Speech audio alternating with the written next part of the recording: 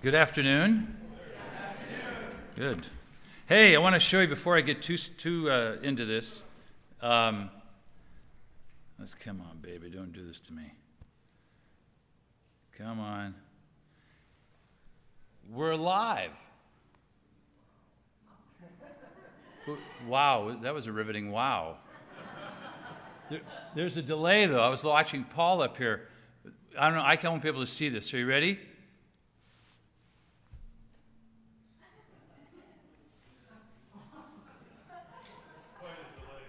There's a delay, isn't there?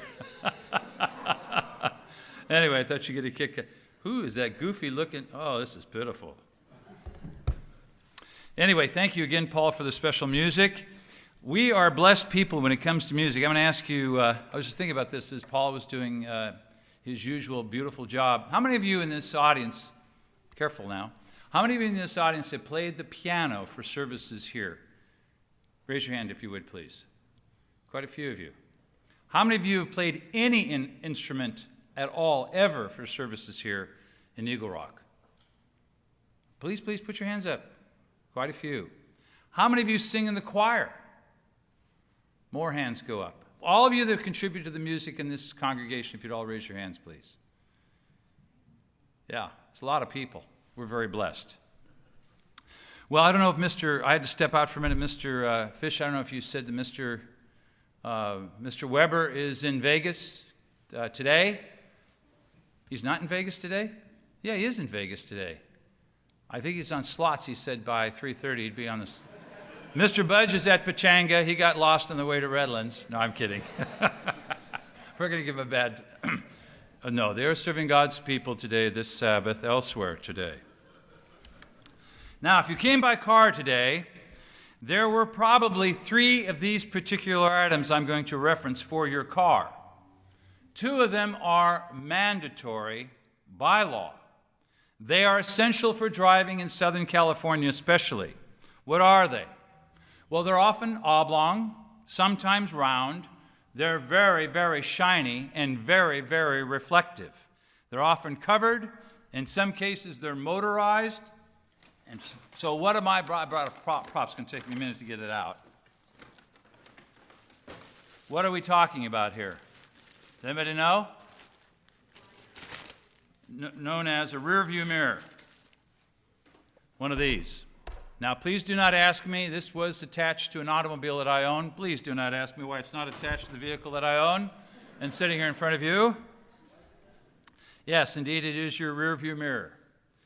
And some of you, in fact, tell me, we have one. I have a lease car. It has a camera. So I have 3 rear view mirrors and a camera mounted on the dash. So when I back up, I can see exactly where I am going. I understand that they'll be mandatory, these backup cameras. Can you all see each other? We'll just put it over there so people can see there. See? A smile? Very good. That ought to look great on video in Bakersfield. Oh, we did? Good. Hello, Bakersfield? Who else are we beaming to? Other people? Don't know? Anybody? And so all the people over here can see themselves. There we go. And so by 2016 or 2017, I understand these backup cameras will be mandatory in automobiles. They're that important, and they do save lives. Why are they so important other than the legal reasons? Well, they're used for 2 very specific reasons. Number 1 is obviously to see what's coming up behind you. In backing up, obviously, it's what's behind you. In fact, some cars I know that when you back up and put the car in reverse, the rearview mirrors, how many of you have seen this? They tilt downward, right? I mean, is that cool or what? So they're very important to what we do. They also show you what's beside you. Now, my daughter, Vicki, we're going to pick on daughters today. I couldn't believe, oh, wow. Lauren Oshley went after his daughter, and I'm going to bring up my daughter. And so neither one of us our daughters will be speaking to us, Lauren, today. No, it's fine. Vicki has a fairly new car. And as I was driving it with her, we checked out the car on Consumer Reports and all that, but I didn't look at all the options on the car that she got. And she has a lot of options. Her dash does look like a NASA launch center. And indeed, I think she's got 12 airbags on the sides, the doors, they're everywhere, in front of her, behind her. And she has at least 3 or 4, I counted maybe 5 rearview mirrors. She's got them on the side, she's got them up front, she's got them everywhere. Then there was this beep as we were driving, and I said, honey, what's that? And something appeared on the dash. She says, oh, those are sensors on the sides of my rearview mirrors to detect if any vehicles, while I'm driving, gets closer than 5 or 6 feet. And I said, that's amazing. I said, what's this over here? And she says, that's the latte machine. Keep your hands off of it. You can have one later. But the reasons for the rearview mirrors are very obvious. I'm going to take this down because this thing is big. I should have cleaned it, eh? You don't care. But the reasons are obvious. They're for your safety and for the safety of other people around you.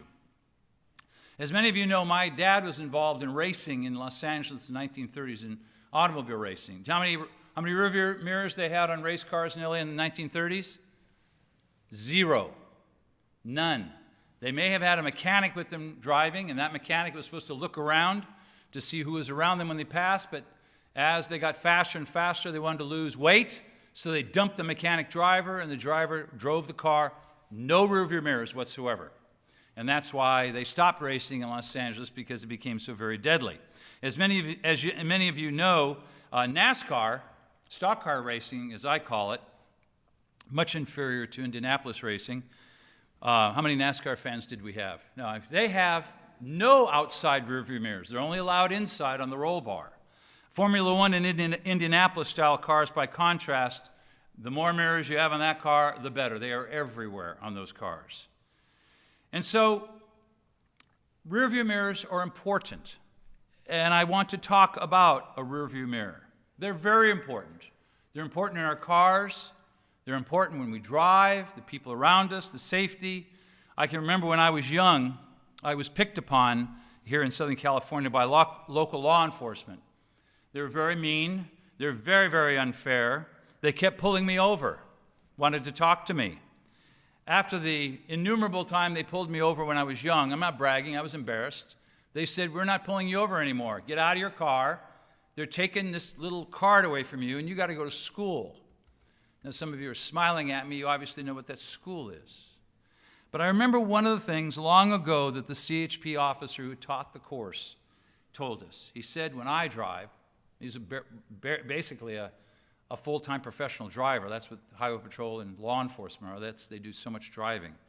He said, when I drive, he says, I look out my rearview mirror 50% of the time. 50%. He wants to know what's going on all around him, all the time. And many times, we will use our rearview mirror. Many times we don't, and we should have. One more race car story. One of the races I remember seeing a few years ago, there was a horrific crash on the track. And there was fire and smoke and tires and cars all over. It was horrible. And out of the big, huge plume of smoke and fire, out of that cloud, out came a car who made it successfully, one of the few that did. They interviewed the driver after the race. He said, all I saw in my rearview mirrors was smoke and fire and cars scattered all over the field. I can't believe I made it through it. And that's what he saw through his rearview mirror, and he kept on driving. But often when we drive, we are only seeing where we are, maybe to the left or the right of us, around us, what's ahead of us, but that's really only about 50 to 60% of the view. Often, I will see something, and many of you may do the same thing, where you'll be driving on a road somewhere, maybe in Southern California, maybe on the feast or at the feast, and you will see something, and you will stop. My family knows this, and I'll say, look behind us. Because what I've seen in the rearview mirror is just a small, small piece of this beautiful landscape that is behind us that we have just driven through. We stop, we get out, we look at the broad landscape where we have been. Maybe we just look up at the stars above us, the sky, and the clouds. So it's a completely different perspective behind us, utterly different, just like a sunset or a mountain range that we pass through. The things that we see, we never see behind us. With that as a backdrop, I'd like you to please turn to Psalm 77, where we will spend all of our time. This psalm will hopefully apply to us all in one way or another. You know, when we speak with one another, especially, Mr. Fish and I are the only ones here today, especially those of us that are elders, or some of the deacons, and people will talk to us about the life that they are experiencing, the trials that they're going through, the pain and the suffering, the doubt, the fear, the anguish, the anxiety of what they are experiencing in their life. There are many in this congregation that have or are experiencing those things. We all do. I do. You do. Many are in doubt, and those severe, unexpected trials, none of them were asked for. They're surely never, ever wanted. And others of us at different times in our life are very reflective. The trials that we've been through, they've somehow now abated. They are behind us. We still think about them. We're still concerned about them. Will they come again? Will they happen all over again? And that is a part of the human condition. And it doesn't matter whether we're very, very young or very, very not so young. I was young once, and it didn't change. You still are worried about the things. I hate to break it to you, young people. Sorry. There are other things as you get older you're still going to worry. They'll be different. They'll be brand new, but there are things you'll still be concerned about. And so whether we are young or whether not so young, these words can apply. Now in Psalm 77, it is a very interesting psalm. And I wanted a section that would be applicable where we could read it through because I believe, or my style is expository speaking. In other words, I stick in a book, we analyze it. Does it make sense? Is it consistent in thought? But I want you, as we read through this, to note the mood, the pronouns, and how they change, because they change not only in the English, they're changing in the Hebrew or the Greek translation. The psalm, try not to read too far ahead, the psalm begins very inwardly directed. It's very personal. The commentaries state that there is a shift in both genre and syntax, as well as those of you that are musically or poetically inclined. The meter changes from 3 plus 3 to 3 plus 3 plus 3. So it is a greatly structured psalm, as you'll see. The most important aspect of this psalm, by far, is it is God's word. It is in His word. It is part of the canon. It is inspired, therefore, by His Spirit. And because, although it is 2,000 or more years old, it is still applicable to our day. It's applicable to my life, and I think and hope and pray it's applicable to your life. So maybe in this psalm we'll see a little bit of ourselves, and maybe we'll see some possible answers. So today what I've entitled this is Looking Forward, Looking Back. Let's read verses 1 through 3. The Psalm of Asaph says, I cried out to God with my voice, to God with my voice. He gave ear to me. In the day of my trouble I sought the Eternal. My hand was stretched out in the night without ceasing. My soul refused to be comforted.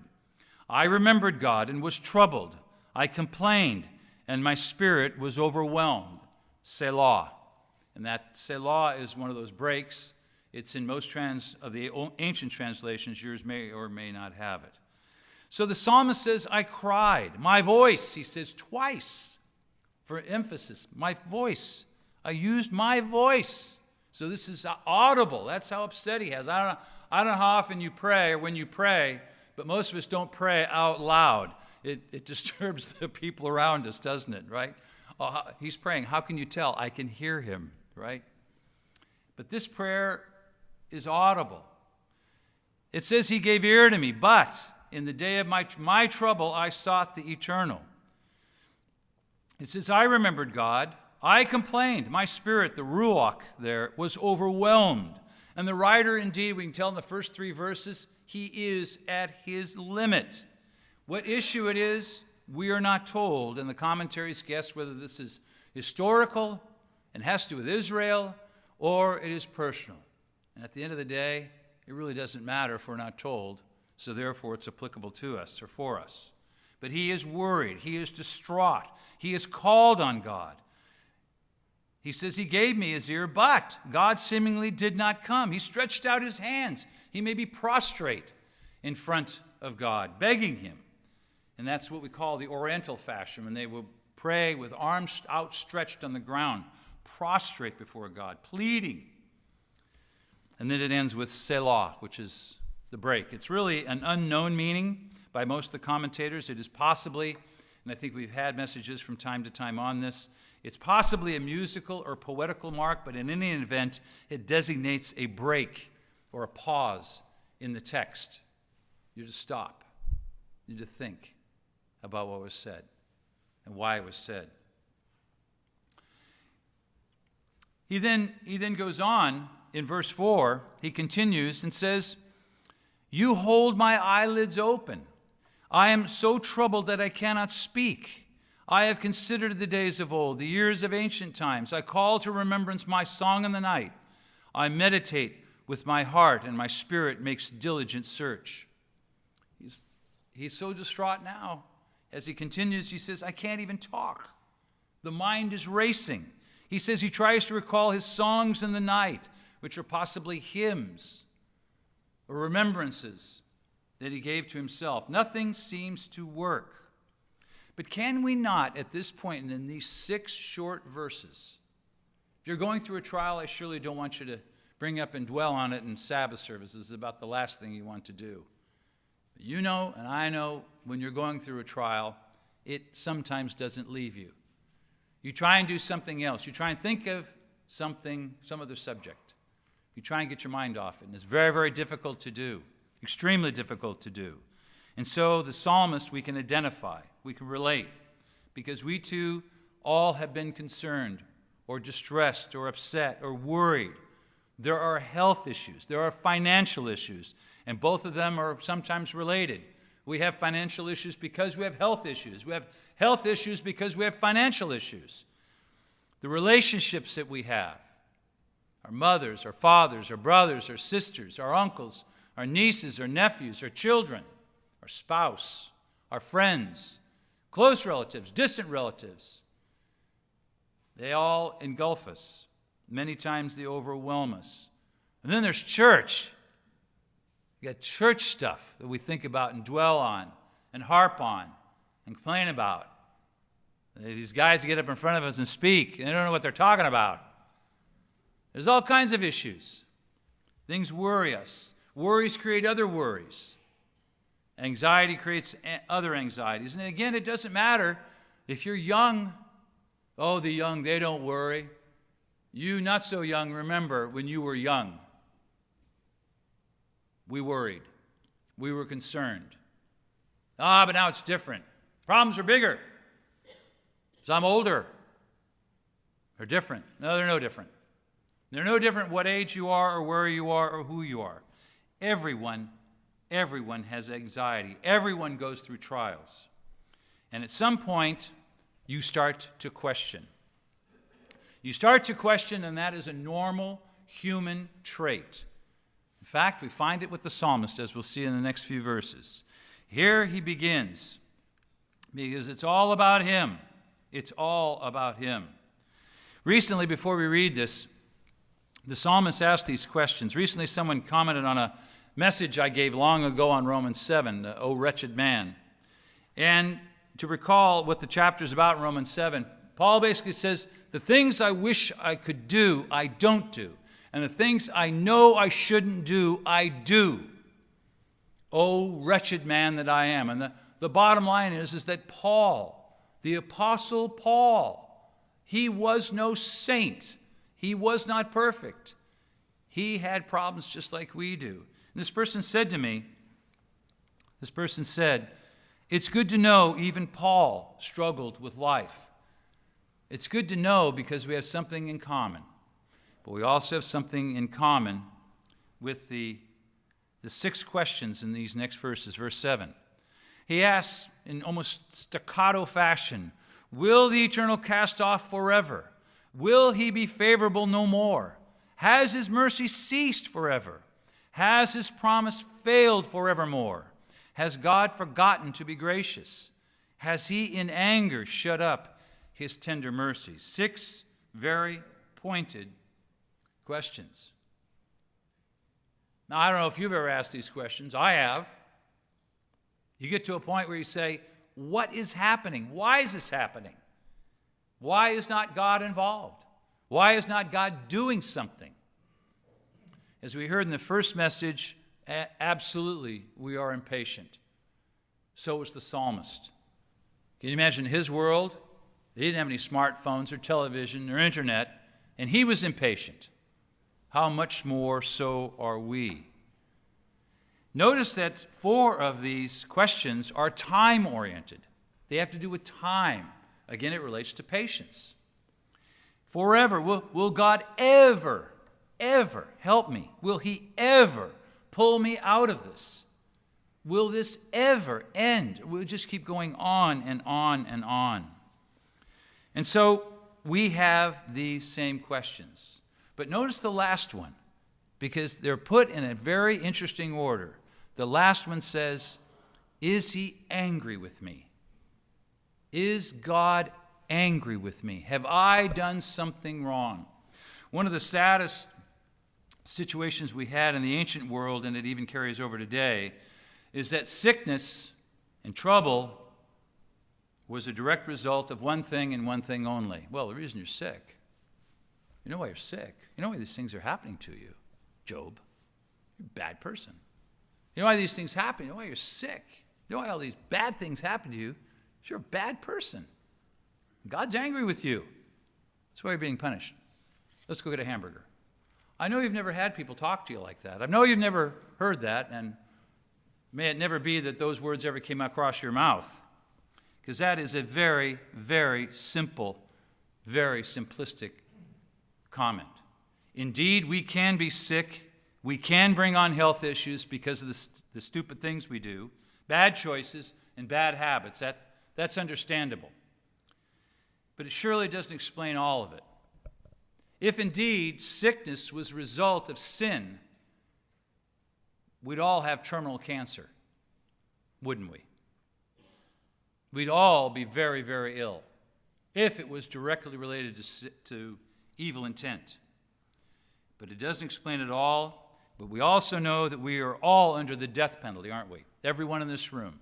Every man, woman, and child are under the death penalty in this room. But because we are under God's mercy through his Son, Jesus Christ, and have accepted his sacrifice, we have eternal life, and we are no longer under the death penalty. The psalmist develops, though, and he comes to a point here, but he also is obsessed in these first few verses with who? Himself. It's me, my hand, my soul, my spirit, my pleading, my impatience. It's me. C.S. Lewis writes, now the self can be regarded in 2 ways. On the one hand, it is God's creature, an occasion of love and rejoicing. Now indeed hateful in condition, but to be pitied and healed. But on the other hand, it is that one self of all others, which is called I and me, and which on that ground puts forward an irrational claim to preference. You should do this, in other words, because it's me. That's why. An irrational claim to preference. This claim is to be not only hated, but simply killed. Never, as George MacDonald says, ever be allowed a moment's respite from eternal death. We are all human beings. We all, at the end of the day, love me. We love ourselves. Rearview mirrors are also mirrors that people use to look at themselves. We have mirrors in our house. We have lots of mirrors in our house. The human condition is, indeed, that it is obsessed with self.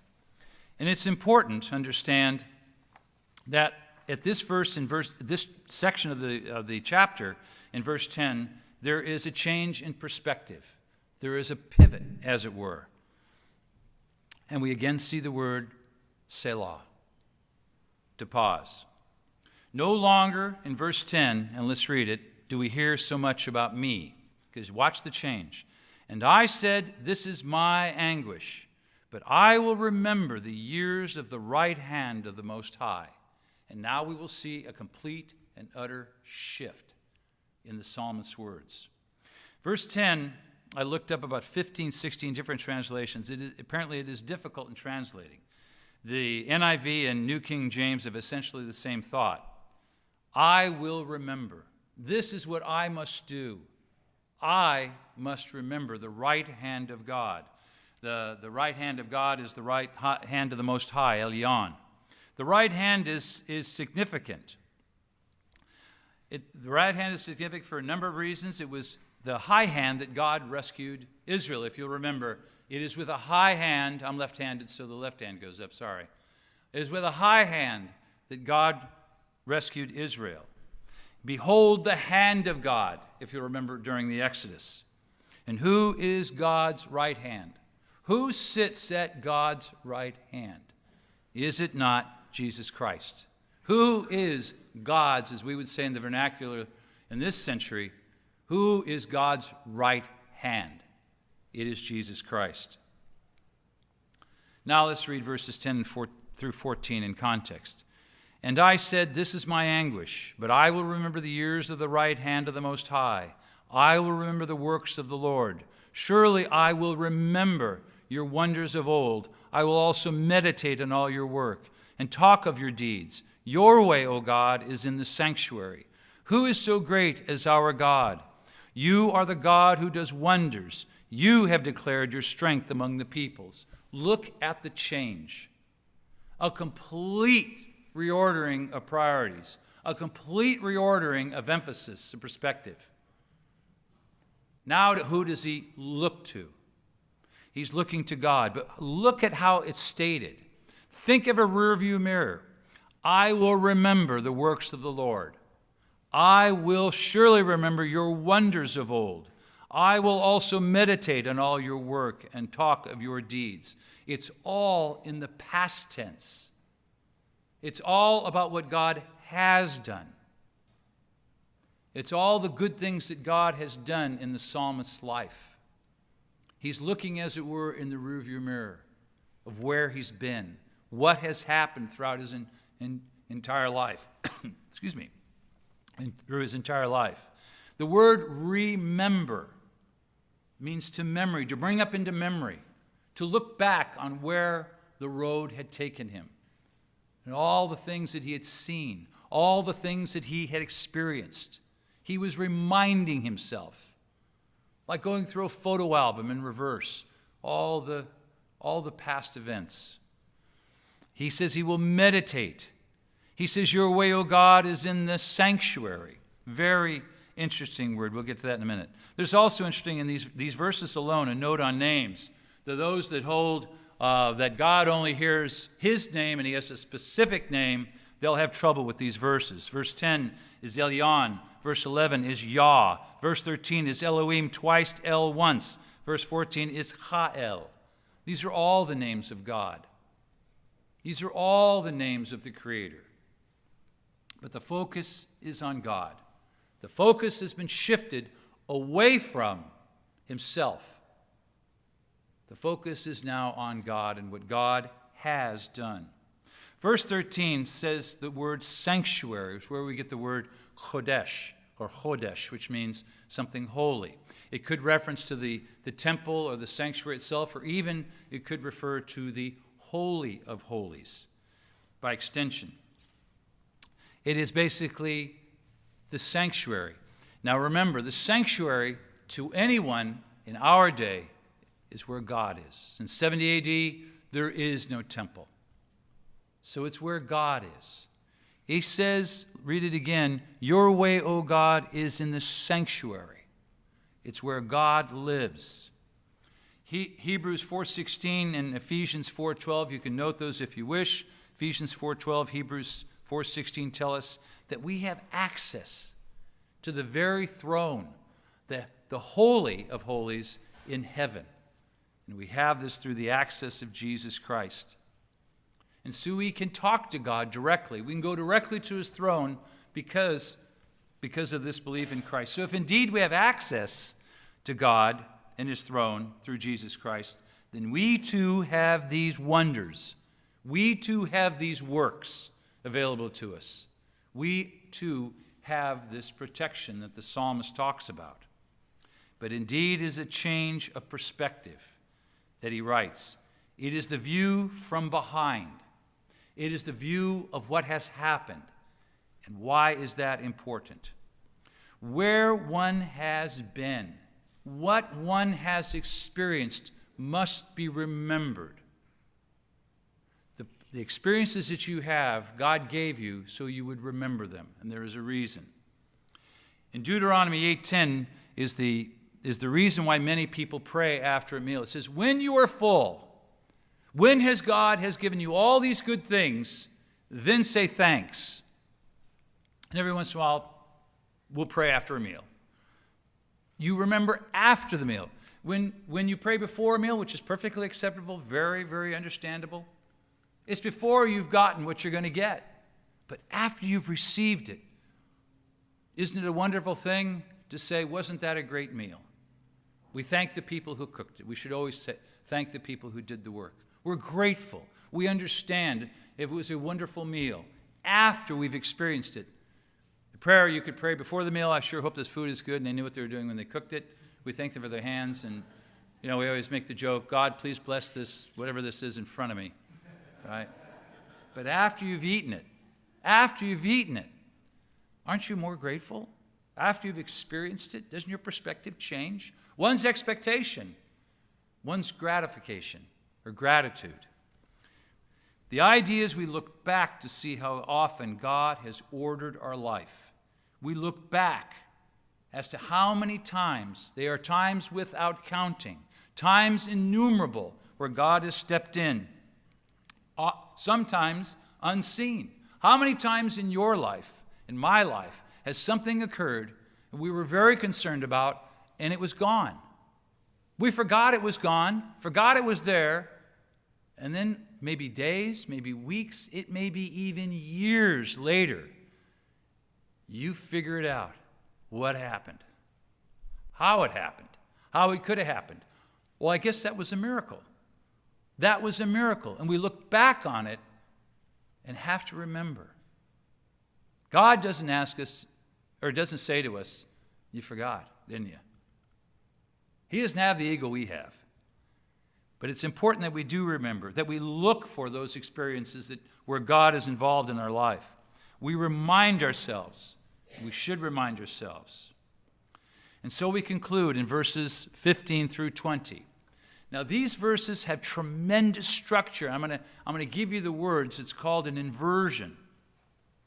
This inversion it's a poetic term. It's the use of words at the beginning and the same type of words at the end and the similar words toward the middle and then words in the middle. And it moves out and it moves in and then it moves back to where it started with the same concepts. It's very common in the Bible. So look for these, and as we read them, look at this poetic use of words. There's also historical recounting in these words that we're going to read. And the psalmist ends this psalm, very importantly, with a very epic moment that had happened some 600 years earlier to the psalm writing. To Psalm 77 is some 500 to 600 years prior, and yet the writer remembers. In fact, the writer's been talking about it in code, as it were, all along. But now he becomes very, very plain in what he's going to say. It has to do with the Exodus. So what he says is something very important. He starts with people. He moves to water. He moves from water to the heavens, from the heavens back to water, and then from water back to people. Look at this structure. Also, as you read it, I'm going to ask you to think of your life. Think of the people in your life. Think of the water in your life and where something came from heaven to help you. Remember those three important events in all the years that you have lived, whether they be short or whether they be long. Where God stepped in, where God left no footprints, no fingerprints. There's nothing to say he was there. But in hindsight, he was there. So let's read verse 15. He says, you have with your arm redeemed your people, the sons of Jacob and Joseph. The waters saw you, O God. The waters saw you, they were afraid. The depths also trembled. The clouds poured out water. The sky sent out a sound. Your arrows also flashed about. The voice of your thunder was in the whirlwind. The lightnings lit up the world. The earth trembled and shook. Your way was in the sea, your path in the great waters, and your footsteps were not known. You led your people like a flock by the hand of Moses and Aaron. Can you see that structure, the beautiful poetic symmetry there? This was not just thrown together. This is thrown together with great intent by the author. What does it say to us? It says to us that God has always acted in our lives. The psalmist recognizes that. Therefore, we should too. We should realize that God has always acted in our life. He's always there.